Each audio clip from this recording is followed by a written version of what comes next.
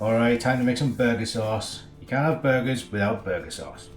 Alright, what we need for this is some mayo, we need paprika, onion powder, garlic powder, gherkins, and some white vinegar and a little bit of sugar. 2 tablespoons of finely chopped gherkin. Jesus! Knife. There you go. Salted.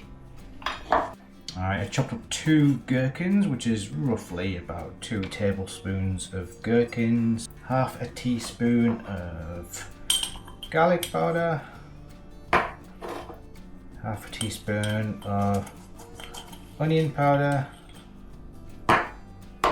half a teaspoon of paprika, half a teaspoon of vinegar, a tablespoon of mustard, sugar. Not good for you, but hey, just now and then. 3/4 cup of mayo. Mix it up. And lastly, we're going to put 2 teaspoons of gherkin juice. Bit of extra flavour.